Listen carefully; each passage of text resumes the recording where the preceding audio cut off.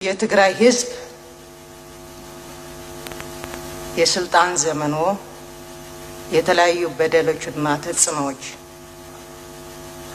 አሉ እየተፈጸመበት መሆኑ ያቃሉ ወይም እየመሩትም ነው። ለምሳሌ በትግራይ ክልል ተጀምሮ የቆሙ ወይም እየተጓተቱ ያሉት ስራዎች ለምሳሌ መቀሌ ሀራ ገበያ ባቡር መስመር፣ ባዓኸር አግሮ ኢንዱስትሪ፣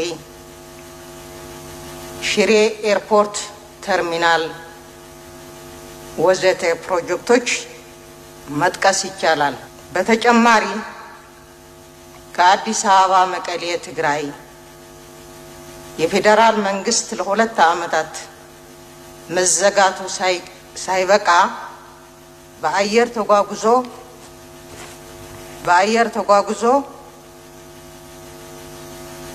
ዜጎች በነፃ ወደ ትግራይ እንዳይንቀሳቀሱ ትግራይ የኢንቨስትመንት ስራዎች እንዳይስፋፉ የተለያዩ አገሮች ዜጎች ትግራይ እንዳይሄዱ እንቅፋት በመፍጠር በመከልከል የትግራይ ህዝብ በማህበራዊ ኢኮኖሚያዊ አቅሙ እንዲዳከም እንዲደህይ ሌት ተቀን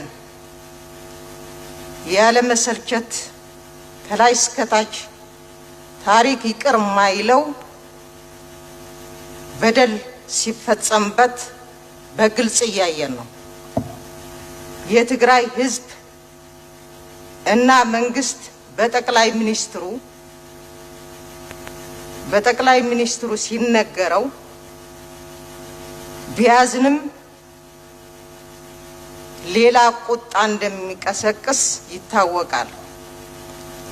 ሶሙን ደግሞ ለትግራይ ህዝብ አዛኝ መስሎ ያለ የሌላ አቅማቸውን ሰብስቦ ህወሓትና የትግራይ ህዝብ ለመለያየት አበክረን እንሰራለን እንደተባለው ሁሉ የመንግስትና የግል ሚዲያ የትግራይ ሰላም ለማደፍረስ ከጫፍ እስከ ጫፍ ሐሰተኛ መረጃ በመፈብረክ ሲዘምቱ ሰንብተዋል። ጠቅላይ ሚኒስትሩ ይህ ችግር መነሻው ምንድነው? ለመሆንስ በዚህ ህዝብ በዚህ መልክ እየተበደለ ላለው ህዝብ በሌላ መልኩ ተቆጥቶ መታየት አይጋጭም ወይ ብለው ያስባሉ?